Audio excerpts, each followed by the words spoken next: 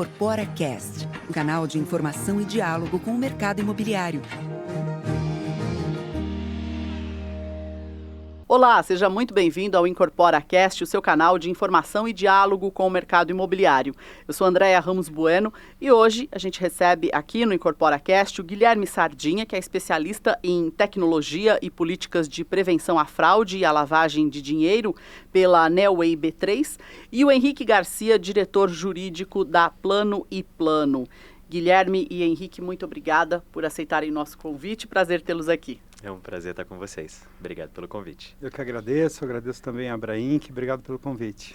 Vamos lá para o nosso bate-papo. Para começar, eu gostaria que vocês falassem um pouco da trajetória, formação profissional e a trajetória profissional de vocês até aqui. Legal. Bom, também tem um pouco desse problema de caráter, também sou advogado, então infelizmente não fujo muito dessa. Por formação tradicional, venho do direito, era advogado até 10 anos atrás. E acabei caindo de paraquedas no mundo da tecnologia, então eu sempre fiquei no meio termo dos dois. Então hoje acabou que se tornou muito natural. E hoje toda a minha carreira é voltada para essa parte de criação e aplicação da tecnologia no direito, principalmente quando a gente volta para essas análises de prevenção à lavagem de dinheiro, prevenção de fraude e assim por diante. Então hoje crio produtos voltados a isso e estou no mercado sempre tentando atender o mais rápido e o mais eficientemente possível isso pela B3. E Henrique? Formado em Direito também, claro. Passei pela PUC, trabalhei mais de 20 anos em companhias abertas, tenho mestrado em Direito Comercial, tenho MBA em Sustentabilidade pela GV, enfim, especialização na área de societário e mercado de capitais, grande paixão de vida. Bom, eu queria que o Guilherme falasse para a gente o que é o compliance no contexto do setor imobiliário e da construção civil e ainda quais as práticas de compliance são essenciais, tanto para imobiliárias quanto para as construtoras. Legal. Excelente pergunta. Eu acho que hoje todo mundo fica falando de compliance aqui, compliance ali, né? E compliance ele não é o verbo final, na verdade, né? Você tem que estar compliant com alguma coisa.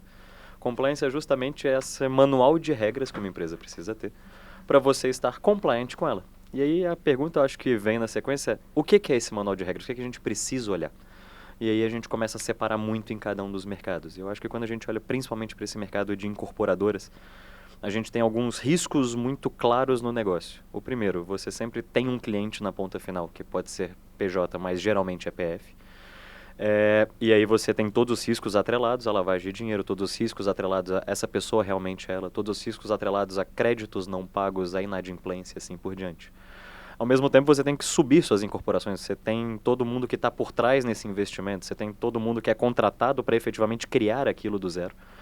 E a gente começa com toda a nova abordagem de riscos. Você tem que ter manuais para garantir que todos os seus fornecedores estão corretos e de acordo com o que você pretende dentro da sua empresa. Seus terceiros não são problemáticos, seus contratados de contratados não são problemáticos e que eventualmente vão te entregar realmente essa obra no final ou que pelo menos você conheça os riscos de alguma coisa não ser entregue. Então, acho que quando a gente olha a parte, o que seria o compliance voltado para incorporadoras principalmente, esse universo da construção civil, foco principal, prevenção à lavagem de dinheiro em clientes e onboarding de terceirizados e fornecedores, eu acho que entraria como um segundo grau de grande relevância ali dentro. E aí, me corrija se eu estiver errado, por favor. Não, tá perfeito, Guilherme. Ô Henrique, na Plano e Plano, como é que a empresa vem trabalhando o compliance na governança e que ações estão sendo incorporadas na companhia para a gestão de riscos? Excelente pergunta também. A gente abriu capital em 2020 e esse processo trouxe uma grande maturidade nessas questões ligadas à governança para a companhia. A nossa primeira grande ação foi construir um mapa de risco completo da empresa, porque isso ajudou a priorizar quais seriam as ações mitigadoras desses riscos, a introdução de áreas novas, como, por exemplo, auditoria interna, área de riscos e controles internos na companhia, e, por fim, compliance. Então, esse conjunto de ações que foram tomadas inicialmente para poder entender quais seriam os riscos da companhia e nesse contexto regulatório, principalmente de CVM e B3, no contexto de abertura de capital da empresa, trouxe um grau de maturidade para essa visão de risco muito grande. E aí, feito essa abordagem inicial, a gente vem atualizando esses documentos de trabalho e se dando seguimento, né, ao projeto de governança. O Guilherme, na verdade, essa pergunta aqui eu gostaria que vocês dois respondessem. Quais os sinais de alerta que podem indicar tentativas de lavagem de dinheiro em transações imobiliárias e na contratação de fornecedores? Legal. Eu acho que tem muitos caminhos que a gente pode entrar nessa resposta. Hoje, quando a gente olha essa perspectiva de o onboarding, né, que é o que a gente chama ali da entrada de um cliente dentro da sua casa, quando a gente analisa isso como B3, hoje como grupo e ecossistema B3, a gente consegue atrelar desde o aspecto cadastral, que a gente chama, então, olha, é uma pessoa jurídica que está comprando um prédio novo de vocês, mas é uma pessoa jurídica que acabou de abrir, a abertura é recente, ou tem um problema já de dívidas muito grandes, ou todo o patrimônio está no estrangeiro e é o primeiro aporte que ele faz no Brasil. Então, tem alguns detalhes que a gente consegue olhar, principalmente atrelados a essa parte cadastral, que já é uma bandeira de, olha, é estranho que essa pessoa tenha essa condição. E isso não é uma coisa subjetiva nossa, não é porque eu sou a B3 e eu falo assim, eu que estou tirando isso da cabeça, como eu que faço o produto, agora essa é a regra.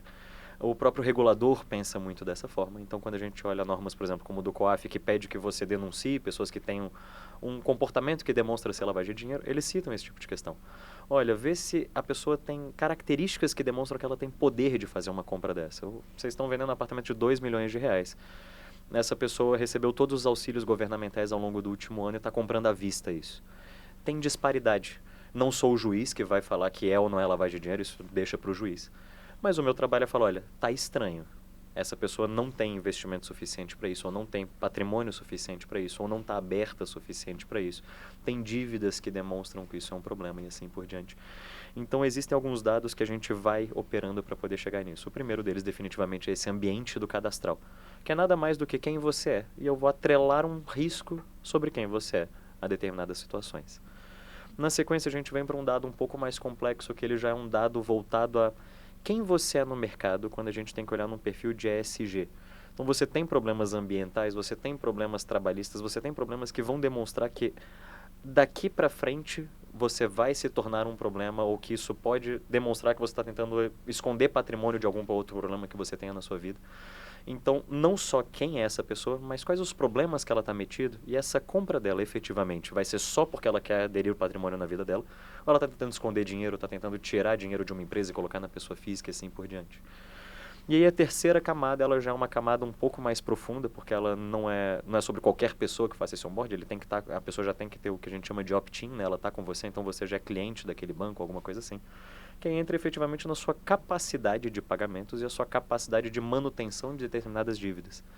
Então, você pode operar dessa forma hoje de margens seguras daqui para frente?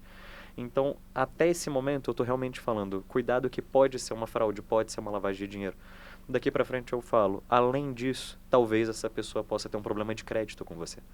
Então, a gente consegue abarcar a questão de evicção de perdas de uma forma muito geral, que vai desde o que efetivamente o regulador obriga você a ver, até o momento que se torna só seguro para o seu negócio conhecer os riscos de todo mundo que está entrando ali, né?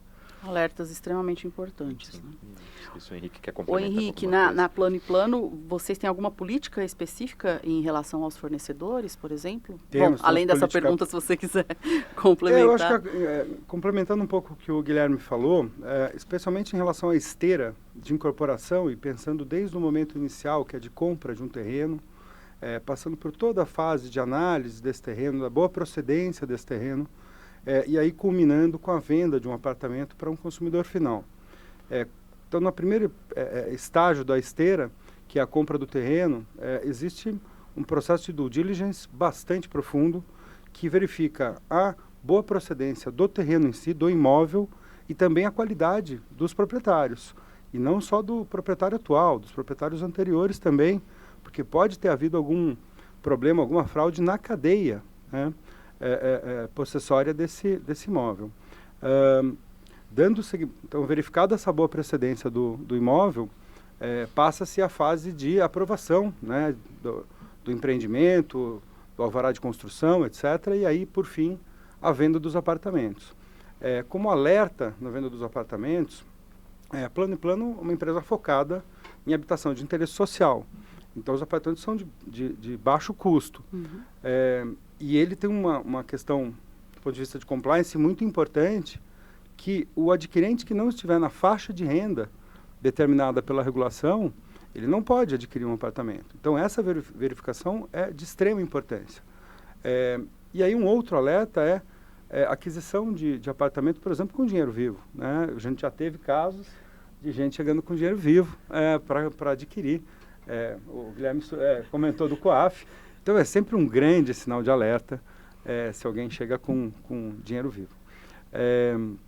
Você comentou de políticas de compliance. A gente vem nesse processo, né, de maturidade da governança, criando uma série de políticas na companhia, dentre elas um código de conduta robusto, que sempre vem com muito treinamento junto, um treinamento que não é uma vez só, precisa de reciclagem. A gente introduziu essas questões de código de conduta e de políticas também no onboarding dos novos colaboradores. Então, todo mundo que entra na companhia já tem uma formação robusta de como a companhia pensa e se comporta em relação a essas questões. E em relação à política de fornecedores, sim, a gente tem uma política aprovada há cerca de 1 ano ou 2, e ela vem sendo também objeto de treinamento e de reciclagem. E também de integração com o sistema, porque não adianta, como o Guilherme sabe, a gente ter um documento escrito se a gente não tiver atrelado esse documento mecanismos de controle, de monitoramento contínuo. Então, essa é a trajetória da companhia. E Guilherme, deixa eu só colocar uma questão aqui. Eu acho que é interessante que, assim, a gente ainda só abordou o problema tem alguém batendo na porta da minha casa, seja um cliente, um fornecedor, um terceiro ou um funcionário da casa. E a gente já entendeu que tem 3 aspectos. O primeiro, essa pessoa pode bater na minha porta, então ela é viva, ela existe, ela não devia estar presa. É a primeira coisa que a gente tem que olhar. Ela pode bater na minha porta. Segunda pergunta, ela realmente quem ela diz que pode bater na minha porta? Então aqui vai entrar toda a verificação de documentação, documentoscopia, vai validar toda a parte de PJs, poderes e assim por diante. Ela pode bater na minha porta, a gente nem começou a olhar quem ela é ainda. Aí a gente vai fazer toda essa análise de dados para chegar em tudo isso que o Henrique trouxe agora. Então, assim, é uma grande abertura para aquela pessoa entrar na minha casa. A gente ainda nem coloca o complicador do que a gente chama de conflito de interesse. E esse fornecedor que vai construir o prédio para você, será que ele não é uma empresa do pai de um funcionário seu? E que tem interesse em comprar todos os apartamentos daquele imóvel para não entregar depois o imóvel e te entrar na justiça como um pai, por exemplo? Então, aonde que essas pessoas começam a conflitar ali dentro? Então, cada vez mais a gente vai... Quando você começa a abrir essa caixinha do aonde está o risco, ela vai ficando cada vez mais profunda. E eu acho que o grande recado que a gente tem que dar aqui, principalmente como pessoas do compliance, do jurídico, é a gente não está aqui para impedir o negócio de ninguém. Que quando Ao contrário. Exato. Os viabilizadores do jeito certo para que não dê errado no momento seguinte. Lá na frente, que sempre que olham a gente aqui e falam, aí, já começou a falar de problema, não vamos nem chamar essas pessoas que eles vão travar o nosso... Na verdade, não. A gente sempre gosta de falar isso. Todo negócio tem risco. Meu trabalho aqui é só falar para você quais são, para você se programar daqui para frente. Não falar não pode. Não pode por aqui, mas talvez você possa por ali. Ou se for por aqui, esse vai ser o seu problema. Exato. E que você conheça ele antes de cair no buraco, né? Então, assim, cada hora isso vai se tornando um bolo maior de problemas que podem existir. E o nosso trabalho é efetivamente imaginar o que pode sair daqui para frente. Eu acho que hoje o Brasil tem um dos ambientes de compliance antifraude mais profundos e fortes do mundo, porque a gente também tem os maiores fraudadores do mundo. Então a gente sempre teve que se programar muito para aguentar esse tipo de mercado, né? E quando o Henrique falou sobre pagar em dinheiro vivo, você riu? Tem alguma história para contar para a gente? Não, é porque essas normas do COAF, elas determinam sobre... toda vez que você tem um negócio de valor no geral, tem algumas questões que estão fora. A empresa que te vende, ela tem que denunciar você para o COAF, que é o órgão do Ministério da Fazenda responsável, se tiver alguma suspeita de lavagem de dinheiro ali dentro e essa compra for maior do que R$5.000. Em parâmetros gerais é mais ou menos isso. Só que a grande discussão entre todas as empresas disso, eu que vendo soluções para denunciar uma pessoa, ou por exemplo, o Henrique tem que fazer a denúncia do outro lado, a grande discussão é o que gera essa sensação essa pessoa não tem capacidade para isso? Porque é muito subjetivo. Por exemplo, o exemplo que eu te dei, a pessoa recebeu o Bolsa Família o ano inteiro e está comprando à vista um apartamento de R$2 milhões. É estranho, mas sou eu que estou achando estranho. A gente que tem costume de ver dados sabe o que significa Bolsa Família, sabe o que significa uma compra dessa em dinheiro vivo. Tem pessoas que talvez isso não seja realidade, então é muito subjetivo isso. Então existem poucas coisas que todos os setores vão concordar sobre essa norma. A primeira delas é pagamento em dinheiro vivo denuncia. Essa é a primeira regra, muito clara. E é uma obrigação, né? É uma obrigação né? da regulação do Banco Central, do COAF, por meio do SIS-COAF, você subir essa denúncia, e tem que ser anônima, anônima não, mas é privada, ela não pode ser comunicada à pessoa, diretamente à companhia, com o sistema do COAF que formaliza essa denúncia. Então, assim, sempre que a gente vê esses casos que são muito gritantes pra gente, a pessoa veio comprar com dinheiro vivo, ou abriu uma empresa ontem e comprou todos os imóveis de um prédio, são coisas que quem mexe desse lado acaba rindo, porque, assim, o COAF é o que mais recebe diariamente esse tipo de denúncia, né? Essas são as estranhas, mas são fáceis de detectar. Essas são ótimas. As mais difíceis são as mais complexas. Ô Henrique, e quais são os principais desafios que as incorporadoras enfrentam quando implementam as práticas de compliance, principalmente para prevenir a lavagem de dinheiro? Acho que talvez um dos principais problemas, em geral, de você implantar compliance é a chamada inflação legislativa, né? A gente tem uma sobreposição regulatória no Brasil absurda, assim, uma quantidade de leis, decretos, normas, regulamentos, etc., emanados por todas as esferas, federal, estadual, municipal, então, e com uma velocidade de alteração gigantesca, então isso é sempre muito difícil. O acompanhamento disso e você refletir isso a tempo e a hora no treinamento das pessoas, nos controles, então acho que esse talvez seja o maior desafio. Mas posso citar também a questão de alguma resistência, né? Principalmente num processo de crescimento de maturidade, né? De questões de governança e compliance, muitas vezes você enfrenta uma resistência ou outra, mas isso tem que ser vencido com educação e com parceria com as áreas, elas enxergando o valor no que você está entregando do ponto de vista de controles de compliance, que melhora a atuação da pessoa, deixa a área muito mais em paz para poder exercer a atividade dela, e não como um xerife que está ali para chegar para dar ordem, né? Alguma coisa, alguma outra questão que você queira? Concordo 100%. Acho que é interessante que muitas vezes você escuta, acho que em conversas mais tradicionais de bar, alguma coisa assim, as pessoas falam, o problema é que não tem lei para essas coisas todas. Na verdade, o problema do Brasil acho que é 100% o oposto. A gente tem muita lei para tudo. E isso que acaba sendo o problema. Tudo é previsto em lei. Então, uma acaba sobrepondo a outra. Então, tem que fazer isso para essa lei, mas essa daqui fala que não é exatamente isso, é outra coisa, e você tem que sempre achar o ajuste final. Então, de um lado, tem as empresas que, como a Henrique trouxe, tem que correr contra o tempo para estar de acordo com o que sai do novo regulador, porque ele manda você estar regulado e não te dá exatamente tempo, ou não te mostra o como, só fala se regule, senão eu te multo. Nós, do lado que vendemos a solução para isso, de sempre ter que achar aquele dado novo que está sendo entregue, ou como encaixar a forma mais rápida possível, porque a gente não vai ter uma operação, mas todos os meus clientes vão ter o mesmo problema no dia seguinte. Então, começa a se tornar uma coisa sistêmica que ela é muito amarrada, pelo contrário do que muita gente pensa, pelo excesso de lei que a gente tem, na verdade, e não pela falta de controle que existe no Brasil, né? E como é que a tecnologia pode ajudar no compliance e na prevenção à lavagem de dinheiro no setor imobiliário e na construção civil? Acho que aqui a gente chegou no núcleo da nossa conversa, né, Guilherme? Eu acho que a gente está já há algum tempo num ponto de inflexão em que todo esse cheque regulatório era feito de maneira bastante manual, né?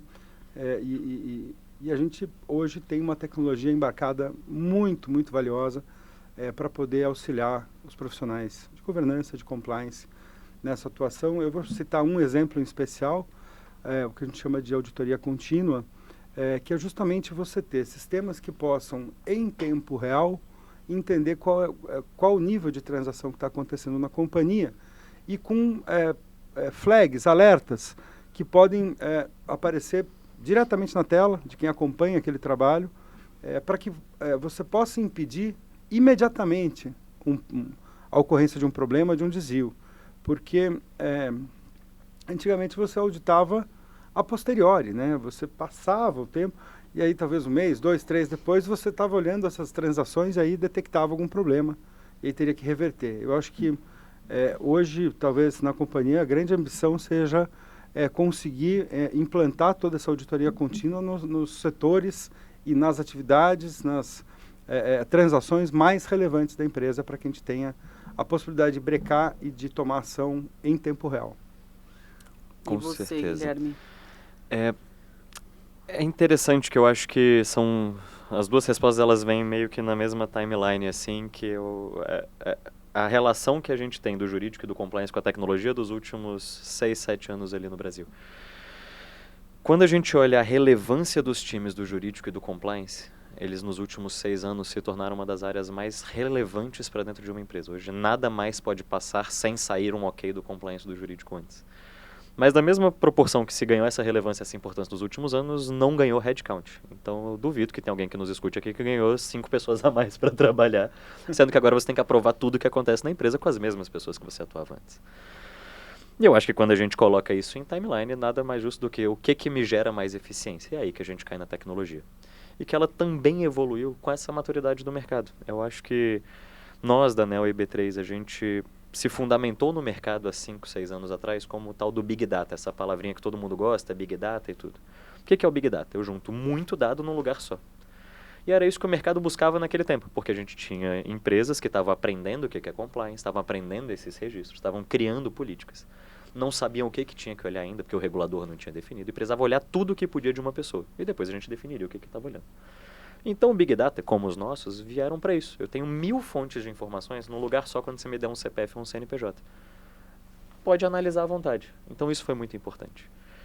Agora que a gente deu esse pulo para frente, onde seu trabalho aumentou muito, eu não posso mais te jogar todas as informações para você definir ainda um critério em cima delas.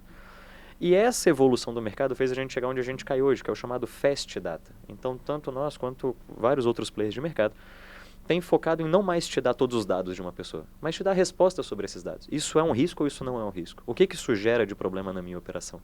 Qual que é o resultado A mais B com esse fundamento que você me dá dessa operação ali na frente? Então não tenho mais que olhar a dívida, o patrimônio e os sócios daquela pessoa para pensar que ela pode ter um risco. Eu posso ter um modelo de uma empresa que é probabilidade disso aqui entrar em recuperação judicial daqui a 3 anos. Probabilidade disso ser uma empresa laranja. E eu começo a te dar esse retorno. Então essas duas evoluções, elas vêm para o próprio mercado se deu importância e criou maturidade para hoje a tecnologia ser essencial para você ganhar velocidade, diminuir o seu custo e aumentar a eficiência dos dados que você mesmo trabalha em casa. Então, várias vezes as empresas precisam do meu dado como Neo e para poder chegar numa conclusão precisa, mas muitas vezes é o próprio dado deles que não consegue ser trabalhado de uma forma dinâmica e eficiente. Então, essa maturidade que foi necessária fez a gente sair desse Big Data e de uma área que era mais cavucadinho, é o que o Henrique trouxe, daqui a 2 meses, se você achar um problema, você avisa a gente que a gente tenta recuperar. Para uma coisa que tem que acontecer antes. Agora você tem 40 segundos para me dar o ok, porque se essa pessoa entrar na minha operação, a gente vai estar aberto a esse risco. Por exemplo, quando você entra no aplicativo de banco, bota seu CPF, faz aquele negocinho com a cara e te libera ou não te libera. É esse o tempo que eu tenho para te dar uma resposta por trás hoje. Então, eu acho que a evolução da importância do compliance nas empresas veio junto com a necessidade e importância da tecnologia para o compliance. Hoje é quase impossível de você fazer sem. Ô Henrique, a Plano & Plano está atenta às inovações para auxiliar nessa questão de prevenção de fraudes. De que forma vocês se atualizam nessa questão? Como vocês disseram, a questão da legislação, uma vai se sobrepondo à outra, acaba dificultando tudo. Como é que vocês trabalham até para atender essa questão que o Guilherme falou, que tudo tem que ser muito, muito rápido? Eu acho que, de um ponto de vista geral, a gente já tem introduzido em alguns pontos da cadeia a inteligência artificial, para poder auxiliar nas análises. Acho que é mais ou menos o que o Guilherme falou, né? Quer dizer, não basta você ter um compilado de informações, uma automatização de pequenas pílulas de resposta. Você tem que sistematizar isso e dar uma resposta meio que sim ou não, né? Tem que apontar um caminho. Nisso a inteligência artificial está e eu tenho certeza que vai ajudar cada vez mais. Especificamente em relação à tecnologia, no processo de compra de apartamento, eu posso citar o sinal de vida. Hoje, talvez 80%, 90% dos nossos contratos de compra de apartamento são feitos de maneira digital. Eles são assinados de maneira digital. E nesse processo de auditoria, de compliance, a gente vinha detectando alguns pontos de melhoria nesse processo. E aí introduzimos o sinal de vida. Então, para que você assine um contrato hoje, não basta você tirar uma foto e enviar. Você tem que justamente mover o rosto para lá, para cá, para ter certeza que você não é só aquela pessoa, mas é aquela pessoa viva, né? Então, essa é uma melhoria que foi introduzida recentemente, muito bacana. O Guilherme, como é que a Nelway B3 pode ajudar as empresas a fazerem uma análise de terceiros, garantindo a integridade e a conformidade da cadeia de fornecedores? Legal. Explicando até um pouco dessa aquisição da B3, tanto da Nelway quanto de algumas outras empresas, a gente acaba que constrói o que a gente chama de ecossistema B3 ali de tecnologia. E esse é um ecossistema onde a Nelway é a integradora e a entregadora de soluções. Então, qualquer parte desse ecossistema que você acha interessante ou partes que não existem nele, mas são importantes para o cliente, é a gente que acaba fazendo essa integração e entrega. Então, com isso, a gente consegue operacionalizar o que a gente chama de cadeia de ponta a ponta desse cliente. A gente consegue fornecer desde a parte do preciso achar clientes, por exemplo, para comprar meus apartamentos. Eu quero prospecção de mercado, eu quero achar o terreno novo para a gente comprar. Isso é achar mercado. A gente consegue encapsular esses dados que a gente conversou hoje para garantir com segurança que você ache da forma mais segura possível. Achou essas pessoas? Ela precisa entrar na sua casa. Dali a gente começa toda essa validação, que pode ir desde o documento mesmo, como a gente falou, até essa parte mais profunda, que são níveis cadastrais, níveis de investimento pessoal e assim por diante. E depois que ela passou pelo que a gente chama de onboarding, longe de acabar, a gente passa para o que o Henrique trouxe, que é o monitoramento. Essa pessoa pode ficar na minha casa, ela tem uma dívida com você. Se ela for um fornecedor, ela tem que entregar um prédio no fim do dia. Como é que está a vida financeira desse ente que está com a gente? Então a gente faz todo esse monitoramento interno. Chegou no final, terminou todas as obrigações, essa pessoa concluiu, fez a compra, ou entregou o prédio, ou enfim, terminou a obrigação dela, a gente ainda consegue atuar no que a gente chama de rentabilização. Será que ela não tem perfil para um outro negócio seu? Será que vocês não estão deixando dinheiro na mesa se não aproveitar ela aqui, ou oferecer uma nova linha de crédito ali, ou oferecer uma troca de imóvel aqui?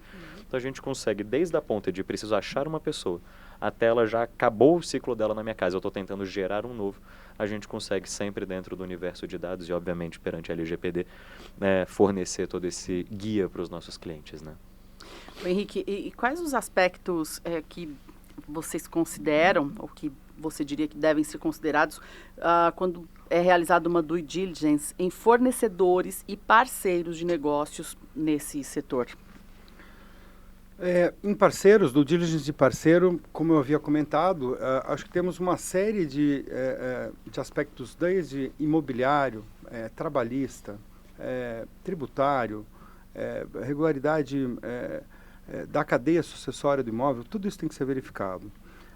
Em relação a fornecedores, a gente tem uma ferramenta que faz o chamado background check, para saber quem é esse fornecedor. Isso é feito não só no momento de entrada do fornecedor, mas existe uma reciclagem desse processo de checagem de quando em quando.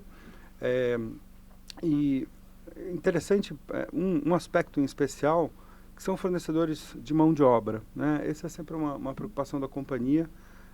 Nós temos ciclicamente no mercado alguns fornecedores de mão de obra que às vezes podem trazer problema de passivo para a companhia. Então, em relação a essa checagem de fornecedores, empreiteiros principalmente, a gente mergulha um pouco mais fundo e faz uma checagem praticamente mensal da qualidade do fornecimento dessa mão de obra, como está a parte documental, certidões e risco financeiro mesmo, como está a saúde financeira desse parceiro. Eu queria até aproveitar a fala, porque eu acho que ela é muito oportuna para a gente, principalmente, abrir essa discussão do... Por isso tudo que o Henrique acabou de trazer, que não dá para a gente perguntar às vezes assim, tá, me fala, isso é muito comum, aparece alguns clientes nossos, tá, qual é a política que eu tenho que usar? Depende. Para qual pessoa especificamente você está olhando? Então, por exemplo, só nessa fala que o Henrique nos trouxe, você tem que ter uma mesma ferramenta ou uma mesma capacidade que vai analisar o risco que tem desde a própria empresa que está fazendo aquela incorporação. A gente está falando de negócio de milhões de reais. É uma empresa gigantesca que tem abertura em bolsa de valores, então é uma documentação muito mais fácil. Mas você tem que fazer o mesmo nível de checagem para a pessoa que às vezes só está especificamente em um terreno seu, servindo trabalho por uma semana de assistente de pedreiro para poder levantar a casa que vai servir de apoio para os funcionários que vão atuar naquele terreno. E essa pessoa, por uma semana, pode te dar um problema trabalhista ou um passivo ali na frente, muito mais representativo do que a incorporadora que você acabou de avaliar ou um terceiro seu que vai ser seu vendedor. Exato. Então é um nível que você tem que trabalhar de análises de pessoas físicas ou jurídicas que vão desde quem efetivamente está ali trabalhando com o martelo e construindo o seu prédio, até passando pelo cliente, até passando por quem vai vender isso, até passando pelo terceirizado que vai lá só instalar a energia ou fazer a instalação de internet e assim por diante. É uma gama muito grande de políticas que você tem que abrir, né? E na cadeia toda, né? Na cadeia toda. Quarteirizado, quinteirizado, enfim, você precisa ter rastreabilidade de até onde os seus parceiros diretos estão subcontratando o serviço e ter o mesmo nível de acuracidade de análise em toda a cadeia, porque a gente cansa de ouvir notícia de jornal, né? Quer dizer, normalmente os grandes problemas, os grandes denúncias em relação a fornecedores, né, de grandes empresas não está na primeira linha de relacionamento. Ela está com quarteirizado, é você perder essa rastreabilidade da cadeia. Isso é muito importante, você estar muito atento a essa rastreabilidade da cadeia. O Guilherme, existe algum tipo específico de fornecedor ou perfil de terceiros que representa um risco maior para o setor de construção civil e incorporação?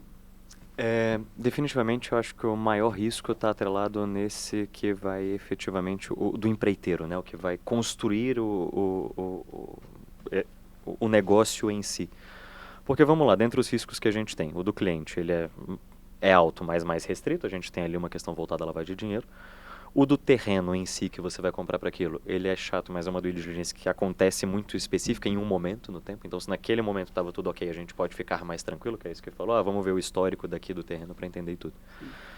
Mas o da empreiteira em si, ele, tem um maior problema que existe para due diligence e background check, que chama rotatividade. A rotatividade da pessoa que está atuando ali na ponta é muito alta. E você atua com um nível de pessoas que vão de todas as classes possíveis e todas as profissões possíveis.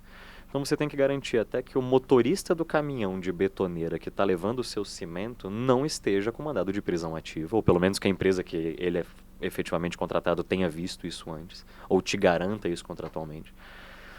E, ao mesmo tempo, todos os pedreiros, todos os ajudantes de obra, todos os engenheiros, todos os arquitetos. Então, a pessoa que fornece o serviço da construção, pela rotatividade que ela tem, ela de longe tem um maior risco atrelado ao negócio.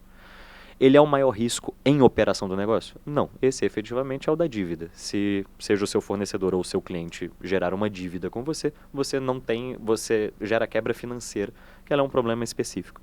Mas na matriz de riscos que a gente tem ali, a maior relevância de riscos e aumento de riscos você vai ter definitivamente, e aí eu vou colocar nisso, seria na parte de empreiteiros, mas aí você estou de acordo, Guilherme. E eu só queria reforçar mais 2 traços desse risco do empreiteiro. Um é volume de gente, é muita gente, né? E o outro é uma certa pulverização desses terceirizados, porque tem um que entra para efetivamente levantar o prédio, daí tem toda a questão de acabamento, hidráulica, elétrica, etc. Você tem fornecedores picados, mudando. então é muita gente e gente de diferentes empresas que entram em diferentes momentos e às vezes conjuntamente dentro da obra é desafiador, muito bacana. Complicado. E aquilo, é o grande círculo, você pode acabar entrando no fornecedor do fornecedor do fornecedor. O fornecedor de uma empresa que está subindo um prédio talvez seja uma das grandes 4 telefônicas, que vão fazer toda a instalação da parte de internet, telefonia e assim por diante. Quem faz a instalação para você lá é um terceiro dessa empresa telefônica, porque eles contratam empresas para fazer a instalação. Então a gente está falando agora de um terceiro de um fornecedor. Será que até onde vai a sua diligência, até onde vai a dele, até onde vocês se garantem por contrato em cima disso? Então quando a gente vai colocando essas camadas que o Henrique trouxe, elas são quase infinitas e todas elas têm risco. No maior ou menor grau, mas todas têm risco. Sempre numa análise de custo também, porque a companhia não tem recursos infinitos para poder fazer essas checagens todas. Então, como você calibrar até onde vai essa checagem e ter uma medida correta de proteção e de também assunção de algum risco, porque toda atividade envolve risco, né, atividade econômica, então é uma sabedoria encontrar esse ponto de equilíbrio. Né? Acho que a gente está pensando a mesma coisa aqui. E aí eu sou um incorporador, alguém da cadeia da construção, da incorporação. Poxa, mas o que esses caras estão falando é uma cadeia, né? Que eu já tenho que lidar com tantas coisas da cadeia da construção, do mercado imobiliário, que é uma cadeia extensa. E aí esses caras vêm me falar que eu tenho que ter esse nível de verificação, de checagem. E aí a pessoa deixa correr meio solto, assim. O que vocês diriam? Deixa. Fica à vontade. Assim, a gente tem uma máxima muito grande que é eu não discuto determinadas questões com o cliente. É isso. Prefiro deixar ninguém vai bater na minha porta. Tudo bem? Faz parte, assim. Eu acho que um grande exemplo que a gente traz disso é essa própria questão do COAF. Essa lei que obriga que comércios, no geral, denunciem prováveis ou indícios de lavagem de dinheiro é uma lei que existe há um pouco mais de 10 anos. Só tem 2 que eles começaram a aplicar multas, efetivamente. Antes era uma coisa que todo mundo sabia que existia, mas ninguém fazia. 2 anos pra cá, eles deram mais multas somadas do que quase todas as outras possibilidades de multa que você tem contra empresas no Brasil. Então, assim, hoje, eu escuto todos os dias batendo na porta. Nossa, vocês avisaram mesmo, né? Então, assim, o regulador vem, mas é aquilo que o Henrique trouxe. Ele é devagar. Você vai esperar esses 5 anos para ter que pagar com multa até o TCU bater na sua porta? Ou você vai esperar a Rede Globo ligar para você e falar assim, foi preso um cara que era procurado por assassinar a esposa entrando com um caminhão na sua obra? Sendo que você podia ter visto uma mídia negativa antes de a televisão te informar certas coisas. Então, acho que assim, o estar aberto para riscos e não querer controlar eles faz parte. Tem gente que prefere ter esse tipo de exposição a risco para ter uma manutenção melhor dos seus custos. Mas a gente tem que colocar na balança se, quando isso estoura ali na frente, mesmo que seja um caso lá na frente, se não foi muito pior, seja em imagem ou em valor, do que se você tivesse pago ao longo dos anos para que isso não ocorresse. Porque nunca é possível medir o que vai acontecer lá na frente, É, qual o nem o dano tamanho que isso vai gerar, né? do dano. Claro, mas eu citaria 3 principais argumentos aí. Primeiro, a questão da multa do COAF, que, se eu não me engano, está hoje em alguma coisa limitada em torno de 20 milhões, é 20 isso, milhões né? é 20 máximo, milhões de tá? reais a multa. Então, você pode ter um prejuízo financeiro gigantesco. A segunda questão é a responsabilidade pessoal do administrador. Então, o administrador que vier a ser responsabilizado e ficar comprovado a falha dele, uma responsabilidade criminal, ele fica inabilitado para ser administrador de companhia aberta, por exemplo. Ele não pode. Normalmente por 5 anos. E a terceira questão, que eu acho importante citar também, é a reputação. Como disse o Guilherme, a imagem. Hoje em dia, a gente sabe que, muitas vezes, muito mais do que a efetiva condenação, é a primeira notícia. Se saiu uma notícia do jornal, acabou. O seu público consumidor, os seus stakeholders já condenaram você. Você pode, depois de 3, 4, 5 anos, comprovar que você estava correto. Mas não basta ser, tem que parecer ser. Então, não pode ter qualquer tipo de risco à reputação e imagem da companhia.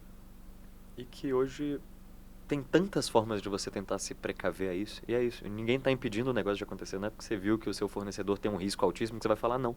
Às vezes ele é o único do mercado e faz parte, tá tudo bem. Mas saiba o risco, sabe aonde você vai encaixar nele, de quando em quanto tempo você vai olhar ele. Uma empresa ou um negócio que não está olhando constantemente para quem está na sua casa está fadado ao risco, assim. Você está fadado a não saber quem está na sua casa. E uma coisa é quando você convida seus amigos para sua casa e geralmente você conhece eles há muitos anos. Uma empresa não tem esse benefício. Você tem que aceitar o tempo inteiro, e principalmente incorporadoras, pessoas completamente diferentes entrando na sua casa. Né? E mesmo amigos que você conhece há muito tempo ainda dão trabalho. Ainda dão né? trabalho, exatamente. Que são os novos. O risco sempre existe. O risco né? sempre existe no negócio. Sempre existe. Ô, Guilherme, como é que funciona a legislação brasileira que regulamenta as práticas de compliance e prevenção à lavagem de dinheiro no setor imobiliário e de construção civil? E eu queria que você dissesse para a gente como é que a ANEEL Way B3 está se preparando para futuras regulamentações e exigências nesse setor. Legal. Até para não ficar um papo chato, né? Não vou sair citando lei aqui à torta e à direita, mas eu acho que a gente tem alguns grandes grupos, tá? O primeiro grande grupo de regulações, ele é voltado a o que eu posso olhar de quem está entrando na minha casa. Então, quais são os dados que eu posso tratar, seja para eu caçar uma pessoa no mercado para ser minha cliente ou minha fornecedora, seja para eu fazer a entrada dessa pessoa na minha casa. Então, a gente tem um grupo de leis que vão falar o que eu posso ou não olhar, efetivamente, quando eu falo de dado. Então, poxa, vou fazer essa parte de prospecção de mercado. Posso olhar os processos judiciais que essa pessoa tem para saber que ela vai ganhar uma grana e que essa grana vai ser boa para ela comprar um apartamento? Não posso. Eu tenho esse tipo de dado? Tenho. Posso vender? Não. A LGPD não deixa. que eu posso olhar esse tipo de dado de processo? Se essa pessoa já for entrar na minha casa, eu quiser saber se ela tem dívida o suficiente para não conseguir pagar essa incorporação. Ali eu já tenho um viés de risco e não mais de prospecção. Então, a primeira grande aporte de leis que eu colocaria é o que eu posso olhar ou não de alguém. Depois vem o que deve ou não ser informado a um regulador. Que entra, por exemplo, isso que a gente acabou de falar do COAF. Olha, tem possibilidade de lavagem de dinheiro? Avise. Tem possibilidade de ser financiamento de terrorismo? Avise. Tem possibilidade disso aqui atingir a ordem pública? Avise. Tem possibilidade dessa pessoa estar ligada com entes políticos ou públicos, que é o caso das pessoas politicamente expostas, pessoas que fazem financiamento a políticos e assim por diante? Nos avise. Então, são todas essas gamas que vão falar assim: se aparecer alguma coisa nesse perfil na sua frente, deixa o Estado ficar sabendo, não precisa contar para a pessoa que você denunciou ela, mas fala pra gente e deixa que a gente assume daqui pra frente. Mas se você não fizer, a gente descobrir lá na frente que você estava envolvido, eu vou te multar. Então, esse universo está aqui dentro. E o terceiro universo, que é justamente da regulação do que é obrigado eu olhar para alguém entrar na minha frente. Então, por exemplo, essa questão voltada à prevenção à lavagem de dinheiro. Poxa, eu tenho que olhar todas essas características que denunciam que uma pessoa tem essa possibilidade de estar fazendo lavagem de dinheiro. Ela é pessoa politicamente exposta, está pagando em dinheiro vivo. Então, é o universo que vai elencar o que eu devo olhar para alguém. Então, poxa, até um ano atrás você não precisava olhar para fundamento de diminuição de crédito o nível de investimento daquela pessoa na sua casa como banco. De um ano para cá, isso entrou como um dado obrigatório a ser utilizado. Então, olhando esses três aspectos, o nosso trabalho como NeoIB3 é sempre estar o mais antenado possível a qualquer mudança do regulador ou acréscimo de dados ou retirada de dados, porque isso, de novo, como ele falou, fala de custo. Se você tem 11 dados para olhar e não mais 12, você está pagando um dado a menos. Isso é dinheiro na mesa a menos. Então a gente sempre tem que estar ligado para falar para o nosso cliente: opa, surgiu uma coisa nova, opa, não precisa mais olhar isso aqui, agora se tornou uma coisa que não é mais obrigação, só é seguro. Então a gente tem que ter esse dinamismo. E eu acho que é um trabalho muito forte de apoiar o regulador no que a tecnologia pode gerar de resultados. Eu acho que a gente vem de um mundo que sempre, por muita sorte no Brasil, o regulador sempre consultou muito a empresas de tecnologia antes de fazer certas coisas, mas que ainda assim é um caminho um pouco distante. Então hoje você vê leis, por exemplo, a LGPD, que ela já nasce meio antiga em alguns aspectos, porque ou você tem velocidade ou você tem controle na internet. Então eu acho que o meio do caminho ele começa a se tornar muito difícil. Então a gente tem todo esse caminho também de apoio a legisladores do que é viável você pedir ou do que não é viável você pedir. Ah, nossa, isso ia ser incrível. Por um exemplo, a nova lei das bets que fala que a pessoa que tem vínculo desportivo não pode fazer uma aposta. Lindo, acho que super faz sentido. Mas o Ministério do Esporte não liberou essa lista para ninguém. Você tem que caçar em cada município, todos os clubes que aquele município tem, saber quem é a lista de atleta. Então, assim, existem níveis que esse tipo de consulta ajuda a existir. Então, num primeiro aspecto, estar sempre antenado para conseguir atualizar os nossos clientes o mais rápido possível. E no segundo, ajudar o regulador também a trazer normas mais efetivas. Olha só, para a gente finalizar, eu acho que vocês até já responderam essa questão quando eu falei sobre as empresas que talvez não estejam dispostas a ter esse trabalho todo para fazer essas verificações. Eu queria saber se ainda é possível a gente mensurar dentro daquilo que está no dia a dia de vocês, quais podem ser as consequências para as empresas imobiliárias de construção civil, aquelas que não cumprem as normas de compliance. Eu acho que a gente tem uma série de penalidades, né? Tanto penalidades criminais, penalidades administrativas, sanção, como eu falei, impedimento de você ser administrador de uma companhia aberta. Como a gente comentou no começo, quer dizer, há uma profusão de leis no Brasil. Essas penalidades podem ser federais, estaduais, municipais. A gente tem um Ministério Público bastante atuante aqui no estado de São Paulo, então também precisa de muito cuidado com essas questões, mas acho que as penalidades são diversas do ponto de vista de sanção pessoal para cada administrador e cada envolvido nessas práticas, e sanção pecuniária, dinheiro, né? É você receber uma multa e isso impactar diretamente o seu negócio. E, de novo, aquilo que o Henrique já trouxe para a gente, nenhuma delas chega perto do risco que ainda é para a imagem. Então, assim, nossa, você tem uma multa de 20 milhões de reais, isso parece alto. Mas 20 milhões de reais para uma incorporadora é uma coisa que você acha. Você consegue achar esse dinheiro no mercado. A sua imagem de alguém botar o nome da sua incorporadora no Google quando for comprar um apartamento e aparecer lá que vocês foram denunciados em XYZ ou não entregaram, ou faliram, ou quebraram em algum momento, isso nunca mais vai sair da internet, isso nunca mais vai sair do Google. Então, o risco de imagem que você se suja, ele é muito maior do que o pecuniário. Porque, assim, o pecuniário é isso, é chato, mas a gente arruma dinheiro. Dinheiro não é uma coisa difícil de se achar no mercado. Difícil é você achar a imagem, você só suja ela uma vez. Depois que caiu na internet fica muito difícil. A gente já teve no histórico do Brasil, operações como Lava Jato, entre outras, que deixaram marcas que até hoje empresas sofrem muito para conseguir superar. Simples, única e exclusivamente porque em um momento estiveram ligadas lá atrás. Hoje não tem ninguém mais nada a ver com essa situação, já mudou toda a diretoria, já é outra empresa. Não consegue eventualmente se foi até desvencilhar. absolvido, né? For absolvido, dizer, não ao se final desvencilha. não houve um problema materializado. Mas o fato de falar que pode ter tido, acabou com a reputação daquela empresa. Exato. Então isso é muito preocupante. Bom, Henrique e Guilherme, muito obrigada por esse bate-papo. Acho que a gente esclareceu muitas dúvidas e principalmente colocou a importância de as empresas estarem atentas a todas essas questões. E eu deixo esse espaço para as considerações finais de vocês.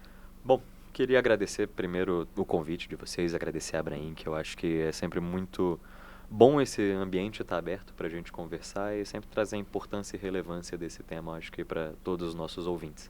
Então, de novo, queria agradecer e deixar sempre as portas da ANEEL e da B3 abertas para vocês. Obrigada. Obrigado também. Queria agradecer a todos, a Abraim, e deixar esse recado. Quer dizer, acho que toda essa questão que a gente falou hoje, de compliance, etc., não é simplesmente um excesso de rigorismo nas coisas. Isso gera valor para a companhia, isso protege de ocorrência de riscos e ao final, agrega valor. Então, acho que é isso. Com certeza. Obrigada. Eu lembro a todos que, além do YouTube, o IncorporaCast também está presente nos principais agregadores de podcast. Até uma próxima.